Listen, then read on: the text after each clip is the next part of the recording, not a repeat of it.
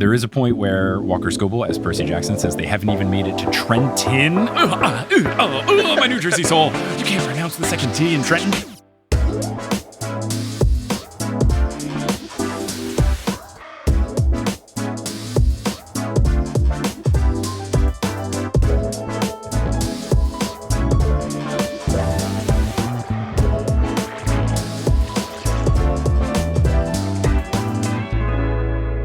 What's good? Thank you so much for tuning in to another episode of The Newest Olympian. My name is Mike Schubert. I'm the titular Newest Olympian. I'm a grown man who never read the Percy Jackson books as a kid, but read them as an adult, then podcasted a lot about them, then started to watch the TV show adaptation of the Percy Jackson books, and is now covering those on this podcast to determine if this is a book series, and I guess now just overall series, that society has been sleeping on. I hope this TV show makes society wake up, and to help in the waking up process, I am joined by a very special guest because I'm never on this journey alone. I'm joined by someone who you have heard many a times across the podcast and enjoyed his presence very much so. Please welcome Dr. Stephen Parra. Dr. Stephen Parra, how's it going? It's going good. God, still feels interesting to hear that on the podcast. Yeah, this is the first time we've done it in a non-live show setting where we said it at the Philly show, and a lot of people in the comments were like, oh my God, it's Dr. Parra. So now we get to do that again. How fun. I know, right? Mm-hmm. God, just shows how much time has passed. Time has passed. We've waited so long for the show. Me, the longest out of anyone. But we're here to cover episode 3 of the show, which was very good, and I would say the funniest one yet. Oh, yeah. Which is really fun. Obviously, we're just going to keep it to this episode, but I did want to clarify something that we had both joked about separately, but when we were talking about episodes 1 and 2, we talked about the first time we see who we assume is Kronos, and we learned that we had both made Return the Slab, Courage the Cowardly Dog jokes when seeing it, which just had to get that in the podcast to make sure that it was a Pavlovian response, just this in the distance, this dark, shadowy figure. With some sort of light. Right? Yeah. Yeah, I still remember clear as day because we didn't have Cartoon Network as kids. So I believe the first time I saw that episode, my sister and I were watching it like in a hotel room or something. Maybe one of the times we were road tripping on a family trip. And I just remember being terrified by Return the Slab. I'm still amazed with the kind of things that Cartoon Network put on the air then. Well, actually, they still put wild stuff on the air now, but gosh, Courage was a wild thing. So Zoomers, Courage the Cowardly Dog. Go down a rabbit hole separately. We're here to go down a rabbit hole about episode 3 of the Percy Jackson TV show, which was very, very good. And I think we should just get right into it. Oh, no, wait. Oh. You are now back on the podcast for the umpteenth time, but... In the meantime, a listener sent in a request for a returning guest question. We haven't done that yet. You can pass on it because it's a little personal, but what do you think your fatal flaw would be? Ooh. Yeah.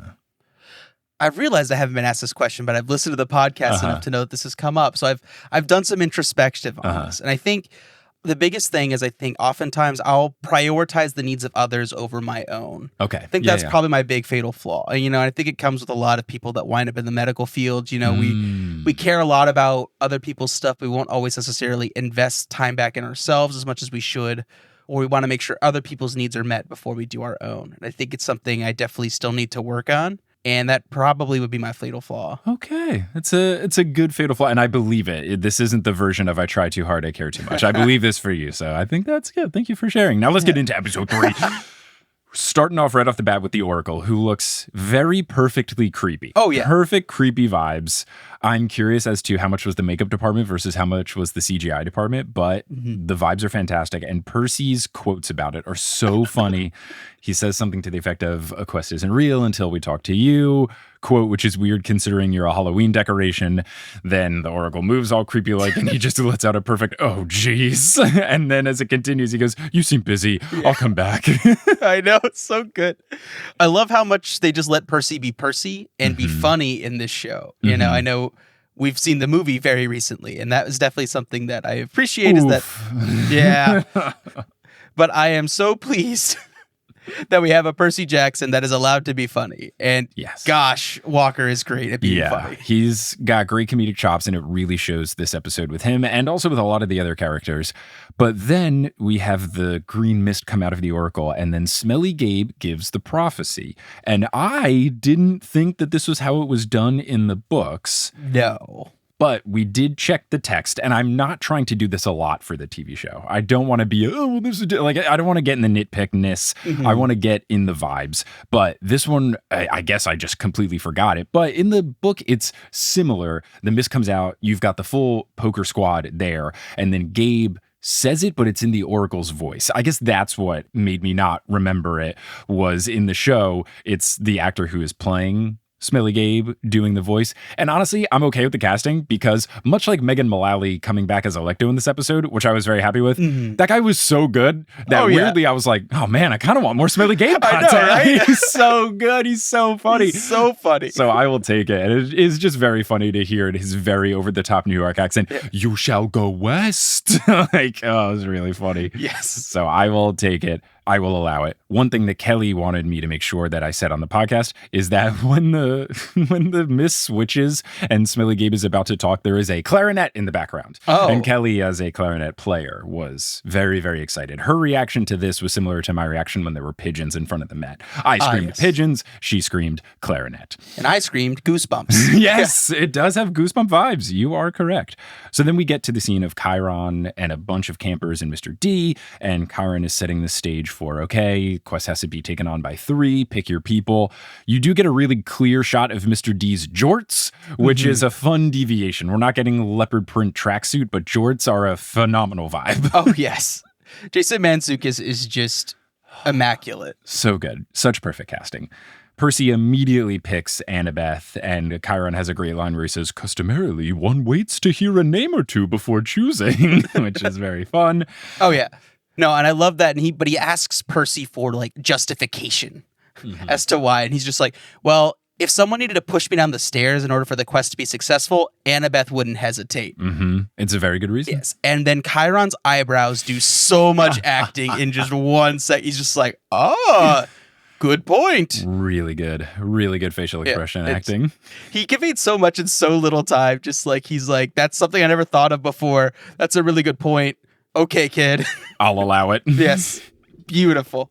Then we cut to Grover shoveling some poop of a black Pegasus, not confirmed to be Blackjack, but we've had 2 black Pegasi show up so far in the show. So at least the seeds of Blackjack are being sown. And Grover, while shoveling this poop, is upset by how smelly it is and asks this Pegasus what they've been eating, and then the Pegasus kind of huffs, and Grover goes, I'm not trying to antagonize you, I'm just genuinely curious.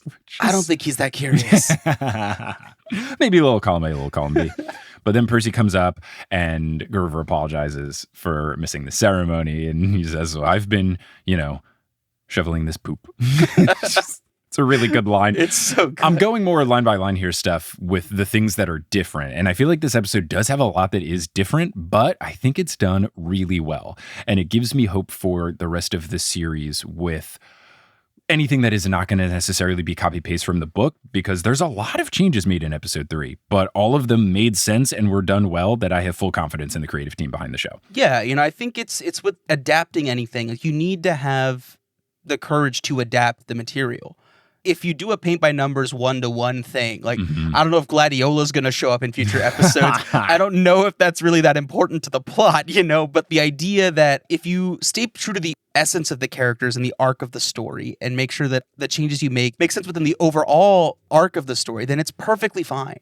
And just like you said, I think all the changes they made have just been like really solid. Right. The changes need to still hit the right tone, and the changes need to have a purpose. There are too many changes just for the sake of changing things in the movie, and I feel like that is not the case with the show. Every time there's a change, you go, oh, okay, yeah, that makes sense. They had to do this, blah, blah, blah. So Percy picks Grover. Grover says he's going to pack the best snacks, which is fantastic. Then we have the scene with Luke and Percy when Percy's getting ready.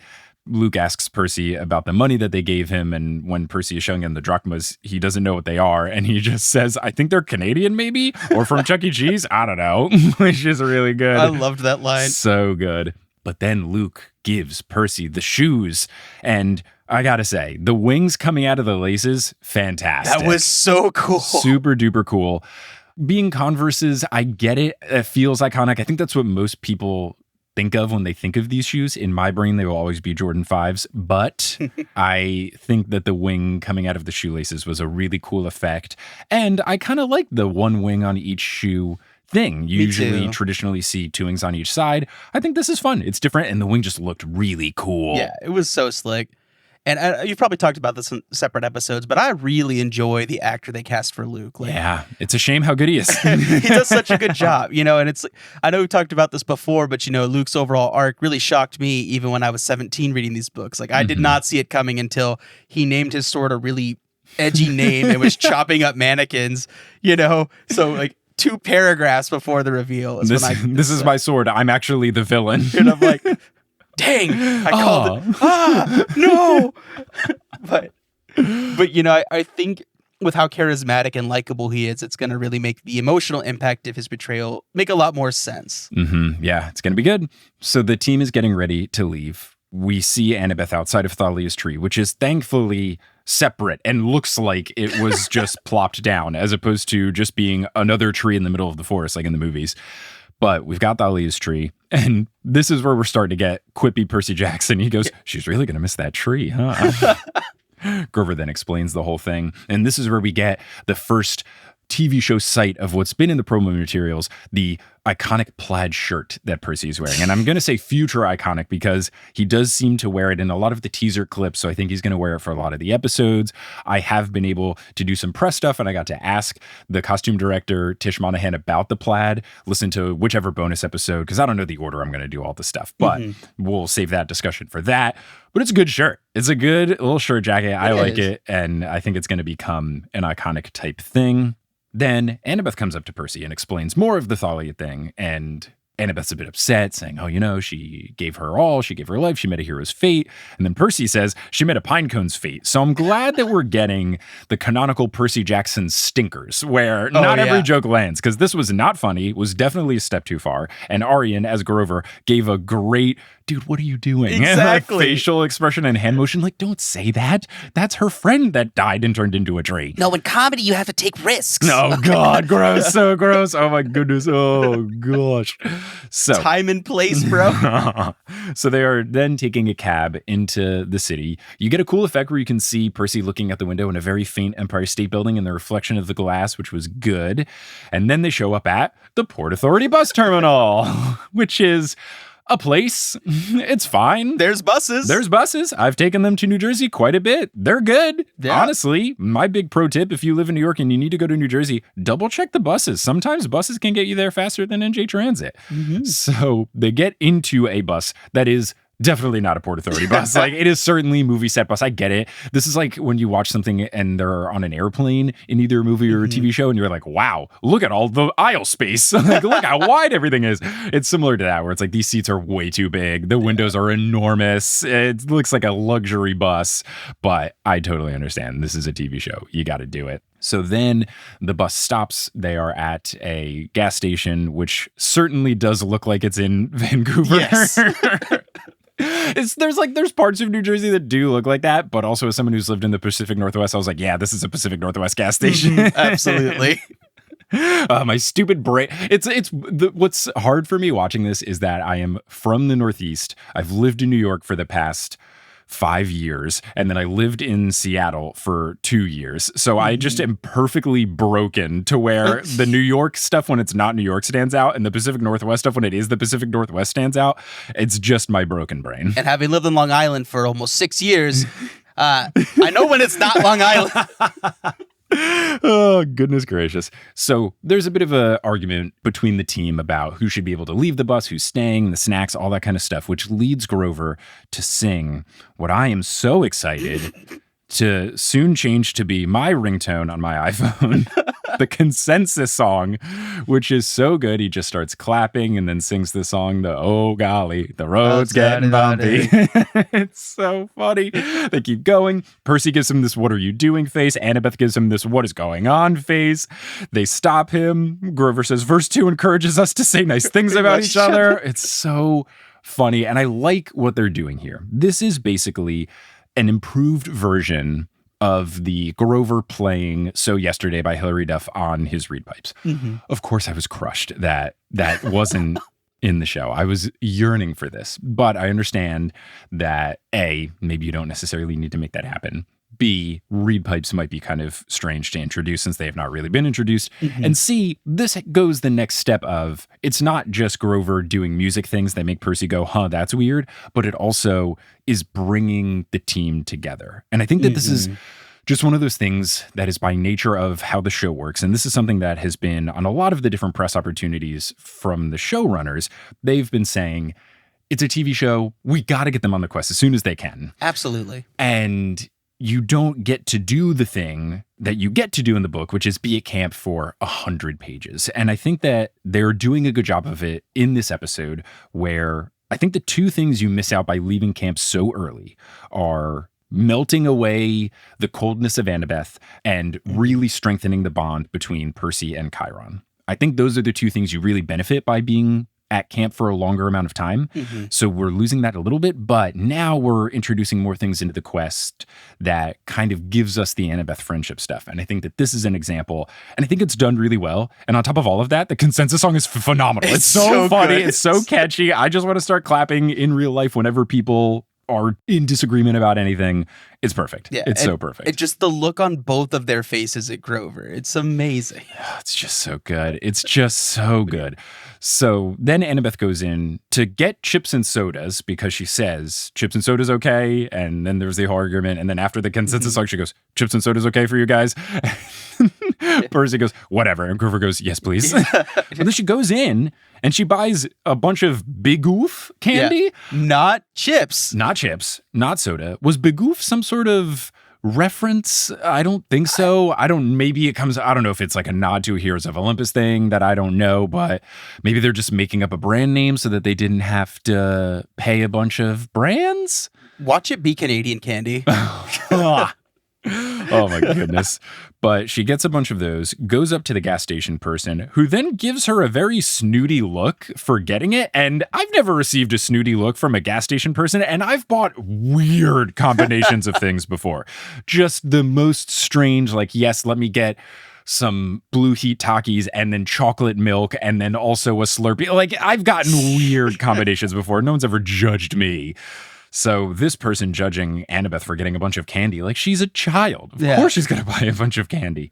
Then Annabeth sees what we would assume to be either Megara or Tisiphone, because very much Electo vibes, but not Electo. And then I did wonder, is there Tostitos SpawnCon? Because they are standing in front of Tostitos, and that stays on screen for quite a bit of time. Absolutely. Yeah. We get back onto the bus and we see, surprisingly, Electo on the bus. So she has, I guess, reformed very quickly. And now she's on the bus. Because in the book, was it just the other two Furies that came? Or did Electo already come back? Because I know the Furies attack them on the bus. I'm pretty sure that Mrs. Dodds comes back. Okay. I couldn't tell you firmly, but I'm almost certain she does. But in this case, rather than attacking the bus mid-Holland Tunnel transfer, she's already on the bus and she's reading a newspaper, the Jersey Tribune. I've already made fun of Rick Riordan in a very early episode of the Newest Olympian about the Lightning Thief because it was the Trenton Register News, which is not a real newspaper. But I don't understand. If you're going to have a fake New Jersey newspaper, why not do the one for the book and make it the Trenton Register News? I guess maybe it was like fewer letters, easier to see that she's reading a New Jersey newspaper. But also the Jersey Tribune is not real. Where is the Trenton Times, my beloved newspaper from my hometown? But she's reading the newspaper. And I was just delighted that we got Megan Mullally back in the mix because too short in the first episode. Glad she has returned. So quick. So she is back. She is great. And then we get a scene of Annabeth in invisibility mode talking to her. And super tiny nitpicky thing, I didn't love the ADR work. It sounded very starkly different. I don't know if it was the audio. I don't know if it's just harder for especially a kid actress to act.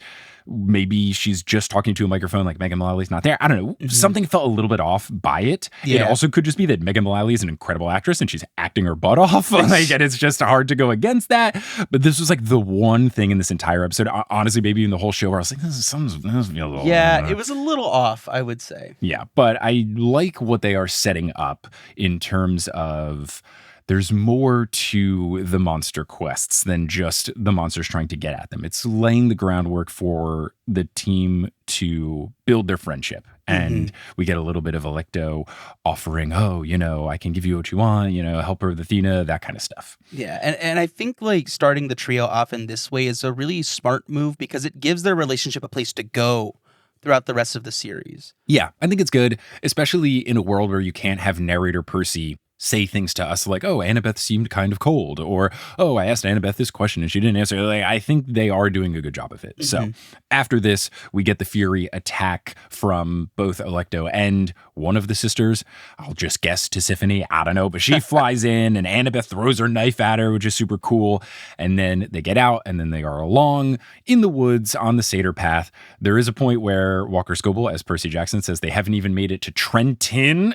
My New Jersey soul. You can't pronounce the second T in Trenton. And now everyone who heard me say Toronto for years has laughed at me. Now I know to properly say Toronto. But it is funny that he says it very not like a New Jerseyan, but he's a New Yorker. So I'd have to ask a lifelong New Yorker, how do you pronounce the capital of New Jersey? Because I don't know if it's solely explicitly a New Jersey thing just to call it Trenton, but I'll have to do some of my own research. Yeah, I certainly don't think I count, but I do remember clearly when we were road tripping to the Philly live show, I called it Trenton, and two New Jersey natives were very quick to correct me in that car ride. Right. But that tracks because, I don't know, I'm sure that I've butchered some other state capital in a different part of the U.S. And, apparently I think everyone says Nevada wrong because it's actually Nevada. But really? I think someone from Nevada would tell you it's Nevada.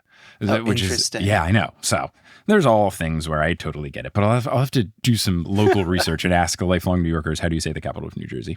So then we get a really tense scene on the path where there's some arguing and Grover trying to not necessarily diffuse, but trying to just gloss over things and just let people not be upset at each other. But I like it. I think this is good. A little bit of butting of heads. And then Grover smells something and they go to Auntie M's. And it's a little bit different in vibes, but he's still smelling cheeseburgers.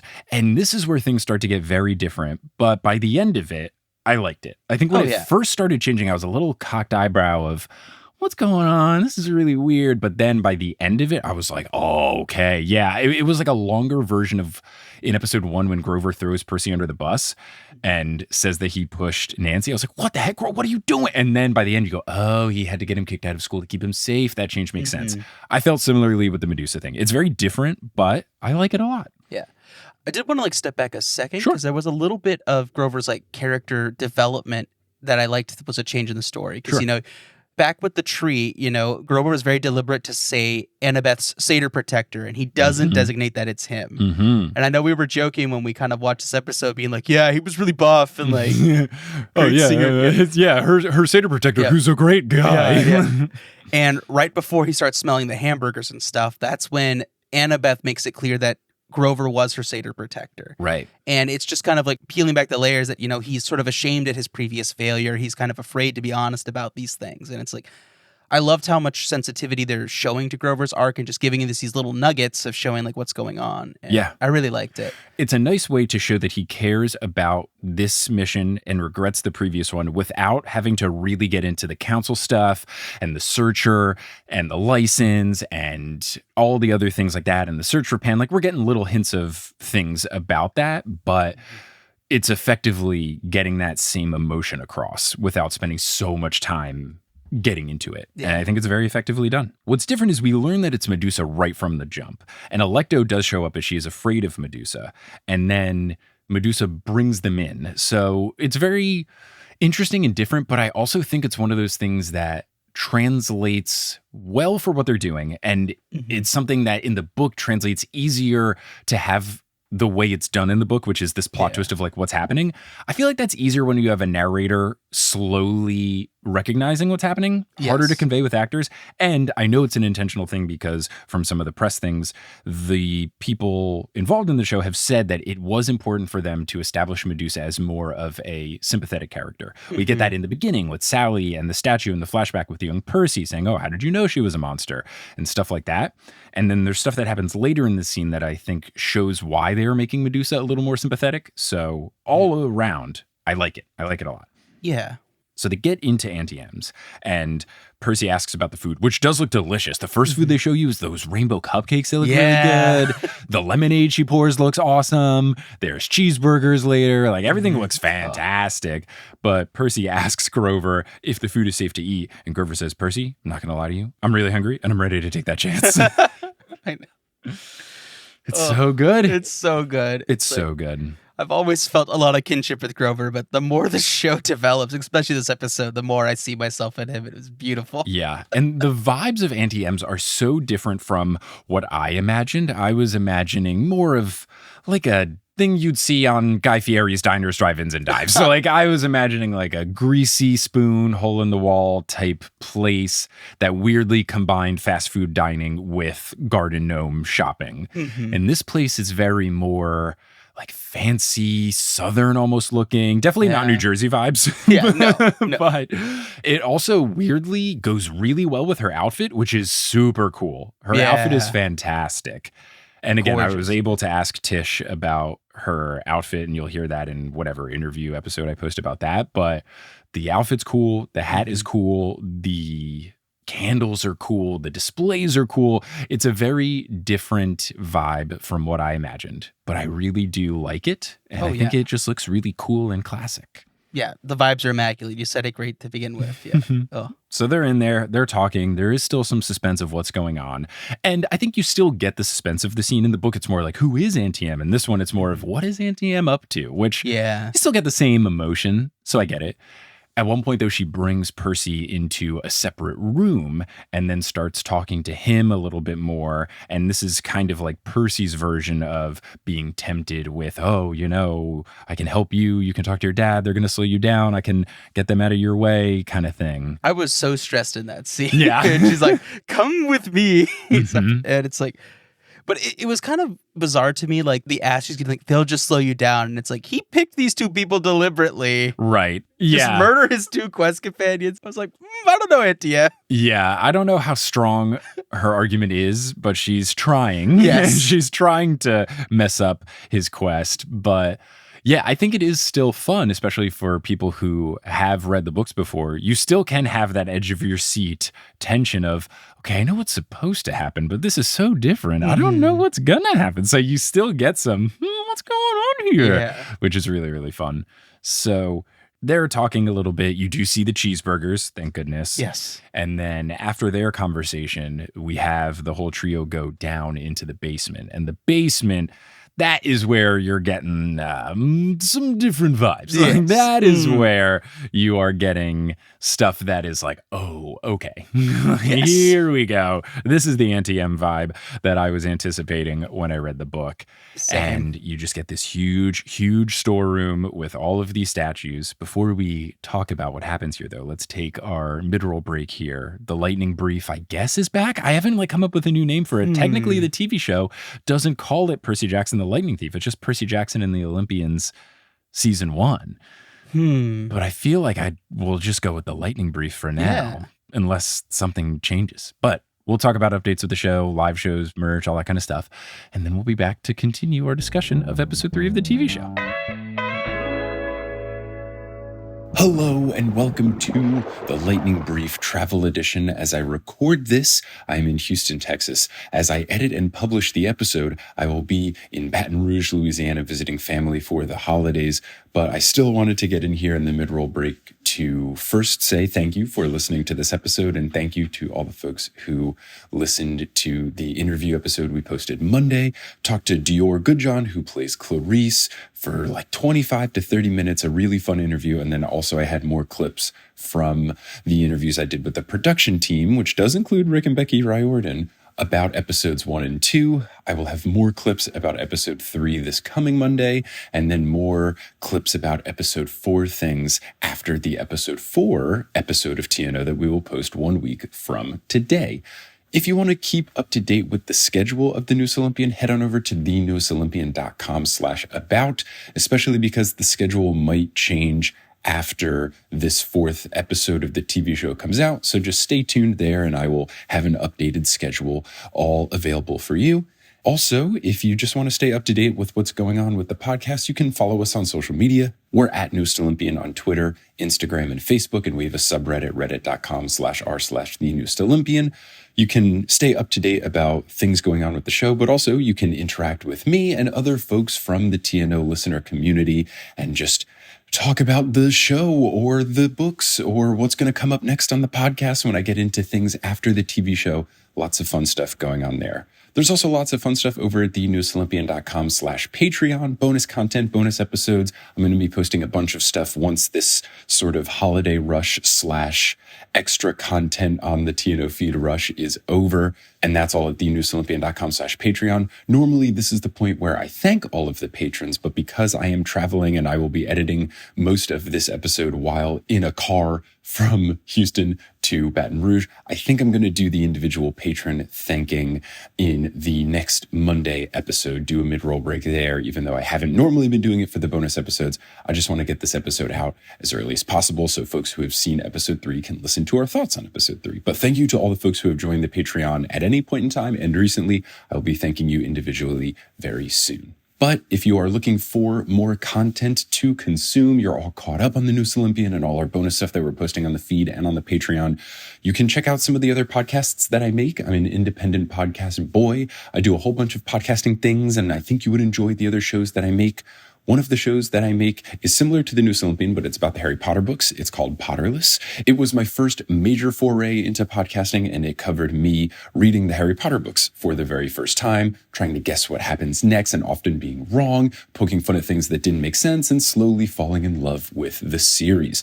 You can listen to that wherever you get your podcasts by searching for Potterless or going to our website, potterlesspodcast.com. Now, before we wrap up here, you're going to hear words from a few sponsors who make it feasible for me to be a full-time podcaster. Some of those ads will be read by me. Others of them won't be. The ones that aren't are inserted locally. So if you live on the road between Texas and Louisiana, don't be surprised if you hear an ad for Buc-ee's, the gas station rest stop that people really like down here. But once those ads are complete, we'll get back to this episode of The Newest Olympian. And we're back, and we are here to discuss the scary basement scene and beyond. So they're in the scary basement, and you see a lot of the statues. What's different, I felt like the statues down here in the basement were more humans and seem more like travelers, like people wearing backpacks and stuff like that. Whereas the statues that were outside Antim's were more monster looking. There were some scarier looking figures, and I guess that's like she stops the creepy people before they can get in and then tricks the humans to getting in. And it's only until they go downstairs that she turns them into statues. Yeah, that's kind of the vibe I took, you know, because like the monsters coming in, that's a direct threat and they might be a little heavy to move. Whereas, you know, the tourists is if you can lure down and just sort of dispatch them at your leisure. Yeah. The other thing I'm realizing is strategically for Medusa, it does make more sense to have a bunch of creepy, scary things turned into statues, because if outside your gas station, because it does have a let it unleaded sign, your gas station rest stop in the middle of the forest, if you had a bunch of statues of people screaming with backpacks on and being scared, I don't know that people with backpacks on would come through for a bite to eat. I'm just a tortured artist.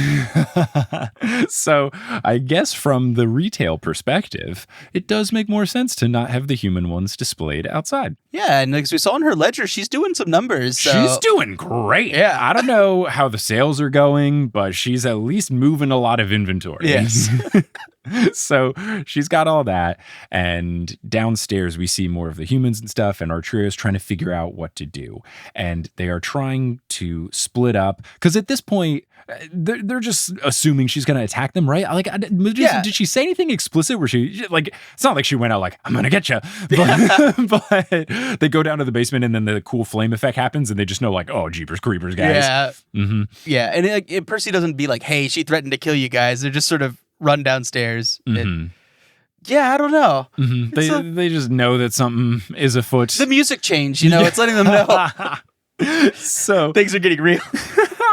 So they are trying to come up with a plan. Grover is already wearing the shoes.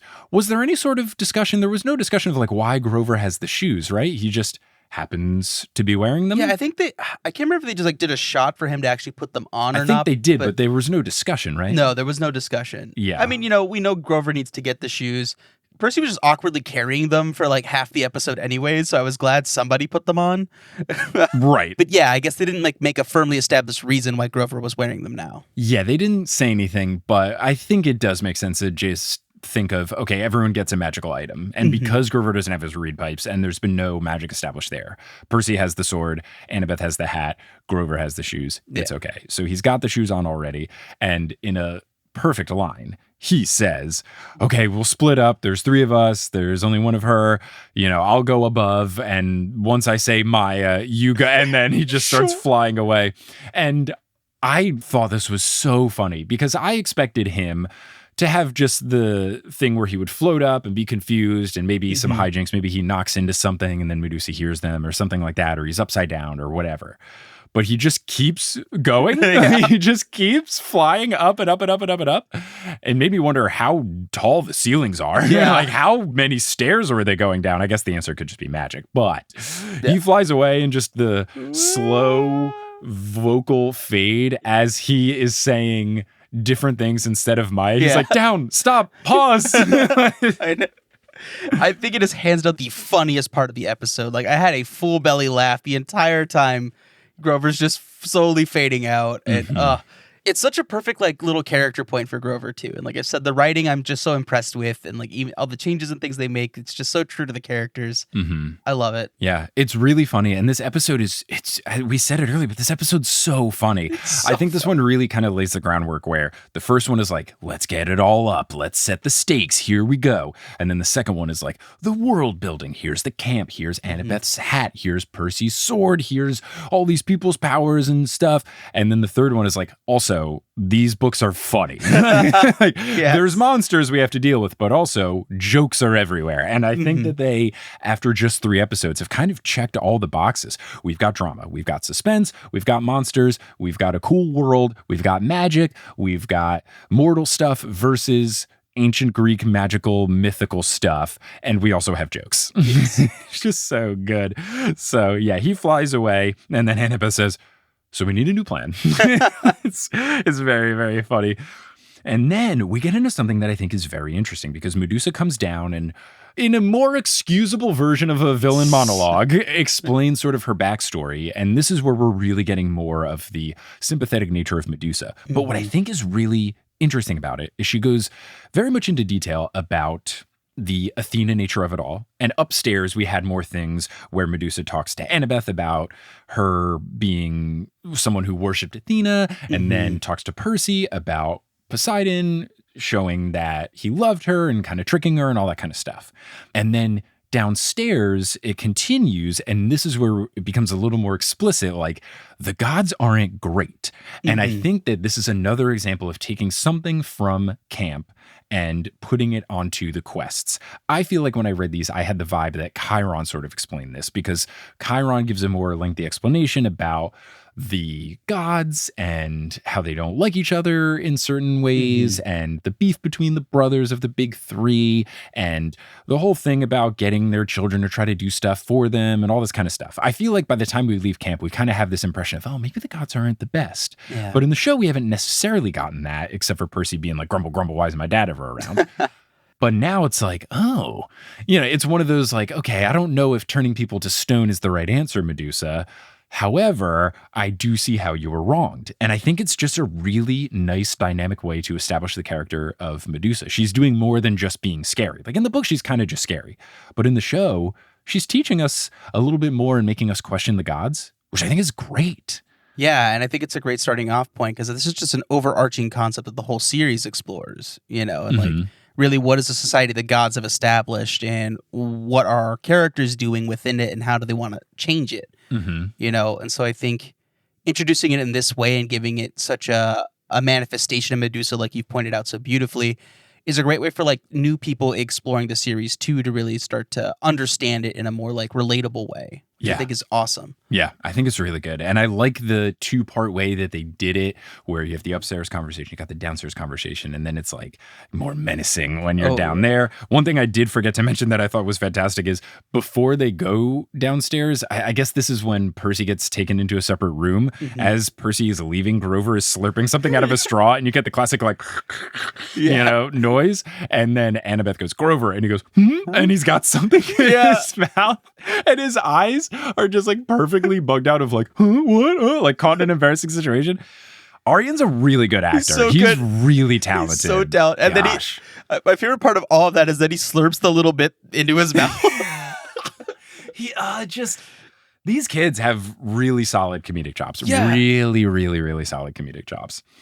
So yes, then we've got the basement thing continues, and now we get to really see the snake hair, and I really like it. I really like it because it does just look like snake hair as opposed to snake head.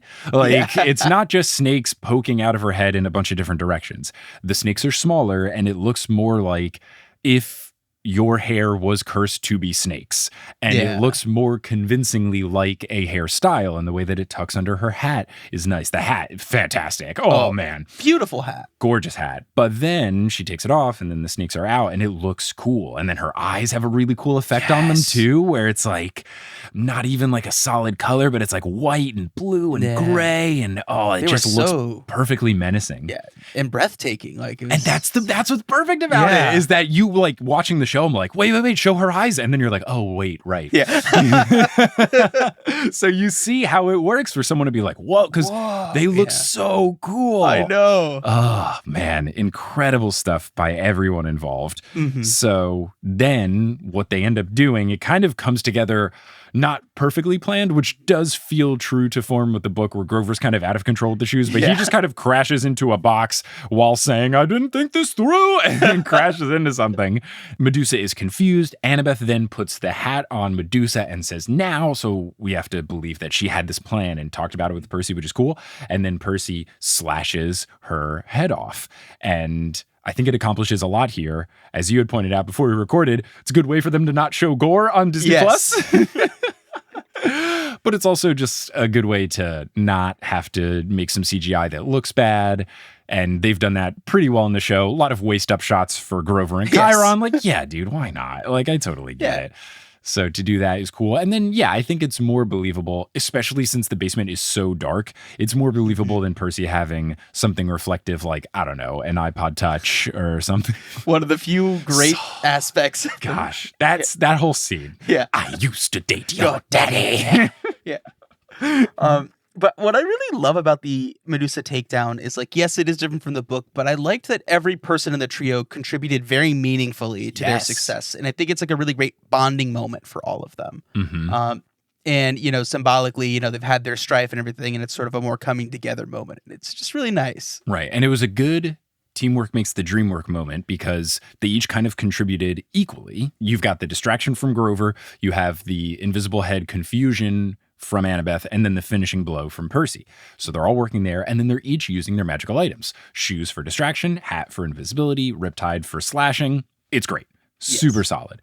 So then the head topples down. Percy grabs it. Great physical acting from Walker, because he's holding nothing. So he's got the head, and then they decide to use the head to defeat Electo outside. And it's done in an interesting way. I think this is another version of we're getting to see things not just from Percy's perspective by it being a TV show. Percy kind of walks out alone with the head, Annabeth reminding him, make sure it's faced the right direction. Which I guess he could like feel for the nose. Yeah. And then he goes outside, and then Electo tries to attack him. He takes off the hat. She crashes in a really cool like pose, which is good. And then he comes back in. But this is all done as if you, the viewer, are looking out the window from Annabeth's perspective. And I think it's cool to watch other folks do it. Yeah. And I love, like, right before that too, it's kind of zooming in on Annabeth's face, so we can, and Leah, I think, is doing a lot of great just like facial acting here, because I think she's starting to see Percy in a new light in this way, that like it's like maybe he can handle this, maybe he is a hero, or maybe it's too early for that, but it's she's seeing the seeds of that, right? And I really appreciated that. So then the team gets back together. They're in the basement. They're trying to figure out what to do with the head.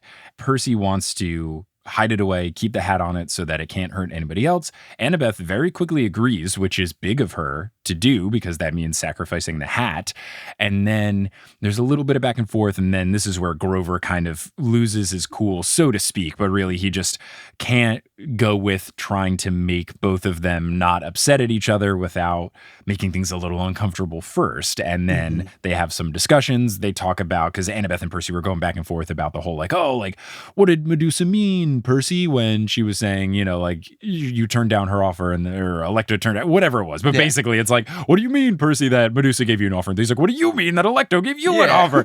And then they both kind of realize like, well, I turned down the offer. I killed Alecto's sister. It's like, oh yeah, I turned down Medusa's offer. I cut off her head. And Grover was like, you know, we got to let this all out. Let's clear the unanswered questions. Like, Percy, what are you afraid of? And can't you recognize that this hat is so meaningful for Annabeth? It's her only tie to her mother and all these sorts of things. So this was a good moment. And this whole scene is when I realized like, okay, this is what they're doing with this episode. They are changing the whole Medusa fight and confusion and intrigue to move the bonding of the group along and make that more believable before they go into other parts of the quest like St. Louis and Los Angeles. And I like it. I really like it. And I think it works. And it was one of those things that by the end of it, I was like, okay, I see why they made these changes and I agree with them for making them. It's super effective. And I think it's just really well done and tough. Like, that's not an easy task to change a lot. And they did it. Yeah. I mean, it probably helps that Rick was involved every step of the way. Totally. But God, it really came together so well. It really did. It's really, really solid. So there's a little bit of a back and forth about what they're going to do. Before that, though, you do have Grover seeing Uncle Ferdinand. That is the first thing we see coming back when we see them going back to the basement. And Grover, again, Aryan, a really good actor, is like legitimately choked up, tears in his eyes, like sad. And this is another change where I think in the book, he knew what happened to Uncle Ferdinand. And that was the realization of like, oh, that's how my Uncle Ferdinand got killed. But I think this makes it have more emotional impact because Grover knows that Uncle Ferdinand went on some sort of quest and he knows that they're on his satyr path, but he didn't know how far he got. So it, you know, has some more gravitas. Yeah, especially like as he says, like they only got to Trenton, you know. And he said it right. He did say Aryan it right. said it right. So shout out to Aryan. Yeah, you know, and it's just like knowing how like not far from Camp Half-Blood that really is. Like that's yeah, he acted that crap out of that scene. He did. And I think good. I think this is another example of letting us understand the Pan Grover satyr element without having explicit like, well, this is a scene where Grover talks about the whole thing. Like, we don't get exposition dump. We're getting a good sprinkling of Grover's motivations and his story that by the end of it, we're just gonna be like, I fully understand all the satyr stuff, even though there was no conversation of like, here is why I have horns. Like, so then they decide, from mainly Percy just making it so, that they are going to ship the head. Grover and Annabeth are like, the gods are not going to like this. He's like, I'm doing it. And Annabeth's like, they will see this as impertinent. And he goes, I am impertinent. It's so good. This made me want to reread this particular scene because I remember loving this so much, so much. They like put it in like a plastic bag, right? I always imagined it was one of those like bodega bags. And like, I think they put it in a plastic bag and then the box to ship it or whatever. Yeah, but something like that. I absolutely loved it. And that same humor and, you know, FU energy from Percy is still there, which is really good. And then you get the extra emotional thing because this is a way for Percy to get rid of the Medusa head and keep people safe, but also let Annabeth keep her hat. And this is something where, again, it's not something that was necessarily in the book, but we're putting more of that emotional impact of the hat just like in a really short amount of time. And you can see it on Leah's face and all of that of just like how much this hat means. And it's been brought up. And I think it's a really creative way to do it. Absolutely. And it's just dawning on me, and we didn't touch on this earlier, but like much earlier in the episode, Percy like asks if they can talk to Athena. You remember? And, you know, you can tell Annabeth gets kind of upset at him over that question. And it's like, you know, bringing it back to the hat, like really this is her only tether to her mother because she doesn't have that kind of relationship with Athena. Pretty much none of the demigods do, I know, and Percy doesn't know that, but I think it adds to the weight of that so much more, exactly as you're saying. And it's just like knowing that it's like, okay, this literally is it. This is all I get of her. Yes, it's good. It's good. And it's nice. The hat is Percy showing that he does care, because before when he brought that up, he says it in a way that makes it sound like he's like trying to take a dig at her, because he says like, why don't we just talk to your mom? When's the last time you talked to her? And it's a little like, ooh, Percy, like that's when they were really getting testy, and Grover was like, guys, come on. But now we're seeing Percy show some compassion towards Annabeth, and I think this is kind of the first instance of, okay, we're finally now melting away the uncomfortable nature of the Percy and Annabeth relationship. We can move on to friendship, then we can move on to Percibeth. Hey. Yeah, let's go, baby. But then before they finally decide to ship the head off, the way that Percy gets them to do it is that he starts to sing Consensus. And he starts clapping, and Grover is like, oh God, you're going to do it. Whatever. Okay. And my favorite thing about it is that Percy messes up the lyrics. He just goes, oh golly, the world's getting bumpy. Consensus. He just skips right to the chorus. Oh my gosh. So funny. Or the road's getting bumpy or whatever it is. But him canonically messing up the lyrics is just such a perfect way to do it. Yes. So they package it all up. And this is just like, I don't want the bad movies to break my brain, but the packing tape roller thing he uses in the Sea of Monsters movie, I'm so sorry to spoil it for anyone else. There is a magical tape dispenser. Okay. You know, how there is in the books. Of course. And when Percy started using it, my brain was like, the magical? Oh, good, dude. Like, my broken brain. Thank you, Chris Columbus. But packages it up, and then we cut to someone, and right off the bat I'm like, oh, it's gonna be Lin-Manuel Miranda, baby. But it's someone in like a UPS style jumpsuit carrying the box and then going into the Empire State Building, and then in what's a really cool move, taking one of those little elevator keys and turning the off on thing, and then the 600th floor shows up. I like that, especially as someone that takes a lot of elevators, and you see some of those extra buttons and key turns, and you're like, I wonder what those do. It's perfectly believable that any human with the mist would just be like, it's just another one of those things, I guess. And like would never think to do it, and it's just hiding in plain sight. Absolutely perfect. But twists it, the 600 number shows up, pushes it, goes up, and then slow pan up. The first thing you see is that 9 o'clock shadow goatee of Lin-Manuel Miranda, and then he is humming the canonical now elevator music from the books, and the elevator music is Arthur's theme, but not that Arthur. Arthur's theme, best that you can do. And the perfect thing about it is that Lin sings it as New York City. And that's the only way you can sing that song, because the only way I've ever sung it is the moon in New York City. Like, I don't know any words except for the moon in New York City. So when he did it that way, I felt very, very vindicated. And then that song plays through the end credits, which is so good. And it's now opened the door of like, okay, before we had the very cool, vaguely Spider-Man-y sounding music during the ending credits, which are gorgeous and phenomenal, and the music goes perfectly with the visuals. But now to know we can get either comedic or whatever other emotion they might go for in the future, needle drops to go through the credits makes me really, really, really happy. Me too, man. This show is so good. It's so good. It's so good. 3 episodes in, it's like, great. All 5 seasons are going to be amazing. Like, exactly. It's so good. Renew it now. Come on. But it's just so funny. And I am intrigued to see. I'm glad like the door for needle drops has been opened, because at this point, like, I guess the only non-scoring music was whatever was playing when Sally Jackson was enjoying being in the rain a little too much, because I think there was some sort of song with the lyrics going on. I think that's the only instance thus far, but now we've got that, and I'm intrigued to see other needle drops. I don't know if we will get ones not just into end credits, or if we'll get stuff in the beginning of episodes or whatever, but at least the door has been opened now with episode 3, so we have other opportunities, and I think that's fantastic. And that's the end of episode 3. Any overarching thoughts before we get into our Patron 5 specific exclusive questions that we'll discuss later and people can hear on the Patreon? But any other overarching thoughts before we conclude the episode here? Just that this show is so good. I mean, I said it before. You know, as someone who read these way back in high school, like, I'm just so excited that we're finally getting an adaptation that like really respects the source material, and I'm so excited to see where it's gone, and I'm so excited to see where it continues to go. Yeah. I really am as well. And it's been an intentional choice for the guests that we have here because we had Sequoia, who was like me and didn't read it till later in life. Then we had Erica from Seaweed Brain, lifelong fan. You, longtime fan, but high school, not childhood. Our next episode is going to be with Liam Crowley, who's another lifelong fan. So I'm trying to do my best to get like lots of different fan perspectives. And I think it's going to be pretty clear to see that overall, everybody loves the show because the show slaps. Yeah. It's really good. Stephen, thank you for joining. Is there anything you would like to plug out to the people? I mean, now that you're a doctor, do you even have to do warnings anymore? Like the trademark thoughts are your own? I don't think I officially have to do it anymore. But, I know that people love it. So I guess you keep it up.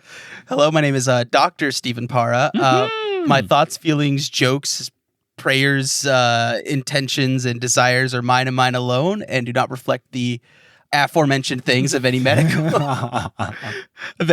school or medical institution that exists. Mm-hmm.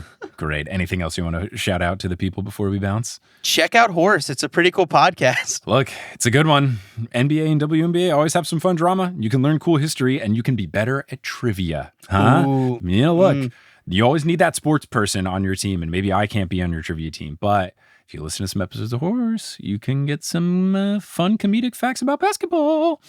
But, Stephen, thank you for joining. Listeners, thank you for listening. And until next time, when we see how things go as they take the Amtrak to St. Louis, until then, I'll see you later.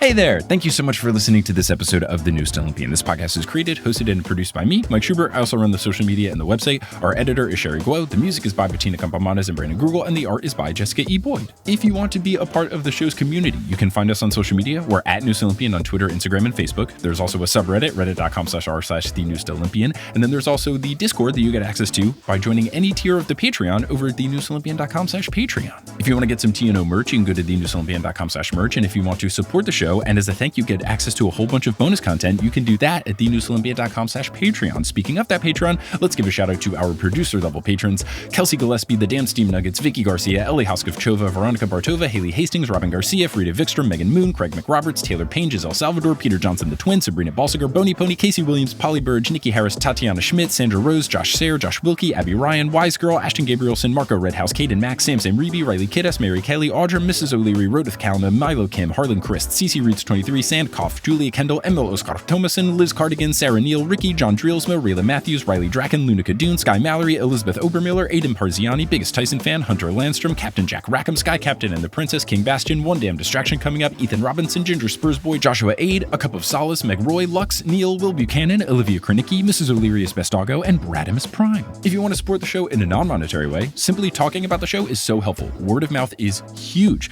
so you can tell someone that you know who loves Percy Jackson about the podcast, or you can talk to someone who's looking for an excuse to finally get into the Percy Jackson books about it, or someone who's maybe getting hyped for the TV show that's coming up and they want to understand what's going on. Or you could post about the show on social media, or you could leave us a rating and review on whatever podcasting app you're using. All of these things really do help. I'm very appreciative to everyone who has already done so and to anyone who will do so in the future. But I'm just so thankful that you tuned into this episode, and I hope you tune into our next episode, where we will be joined by Liam T. Crowley to discuss episode 4 of the Percy Jackson TV show. But until then, I'll see you later.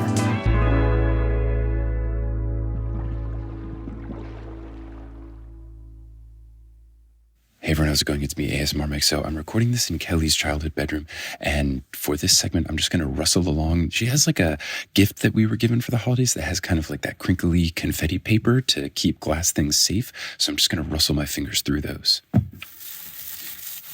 And then here's me clinking the glasses together. Thank you for listening.